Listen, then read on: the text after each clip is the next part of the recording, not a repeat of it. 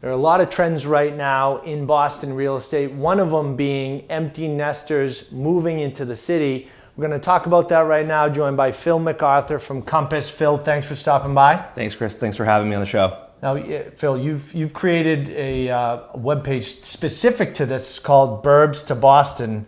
You're working with a lot of people that are transitioning into the city. Yes, so Sarah Morady, my business partner, and I started Burbs to Boston about 2 or 3 years ago. And what we do is form partnerships with brokers outside the city and find buyers that are downsizing from larger homes, looking to make the next move, downsizing into Boston.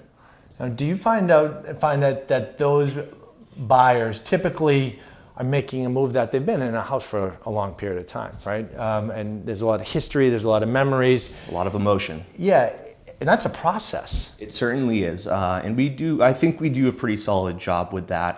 Really finding the aspects of the home that they were either in or bought 20, 30 years ago, why they stayed, and look to translate that into their next city spot.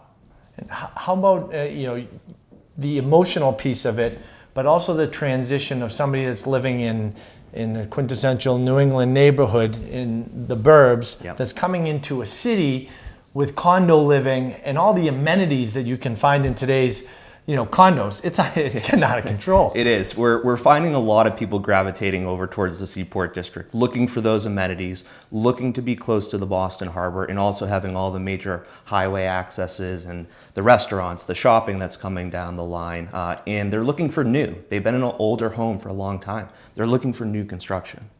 And when you're sitting down with these people, what would your advice be in regards to what they should be looking for? Is it just like looking for a home where you make a list of the must-haves and the would-likes, or? Yeah, we break it down to the lowest common denominator and really try and understand, again, why they were looking in being in one home for so long. The majority of their lifestyle is going to stay similar. From time to time, we see people totally change it up and either looking to be in an entirely different neighborhood than that they had originally thought that they would be in. But we really do just hone down on the basics of what they're looking for and what they've been in for so long. Let's talk about the neighborhood that you actually live in yourself, the Seaport. You do a lot of business there. Yes.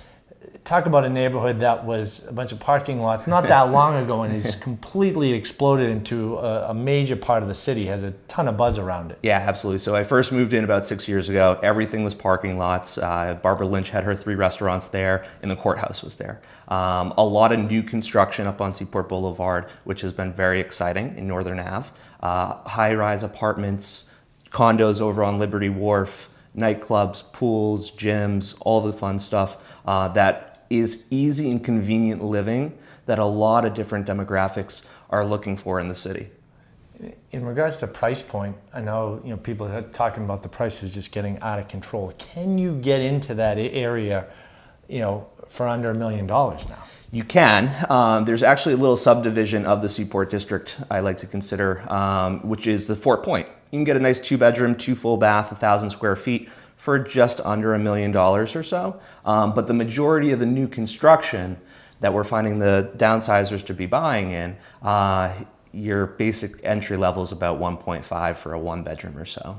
That's crazy. It's a lot of money, but great spot of the city. Certainly. You got everything right there at your fingertips. It is. It's an exciting time to be down in that neighborhood and also within the city of Boston with all the new construction that we're seeing going vertical. And I think in the next 3 or 4 years, when the majority of it's all built out, Boston will have an entirely different national mindset. It's really a great place to be. Certainly. Thanks for stopping by, No problem. Phil.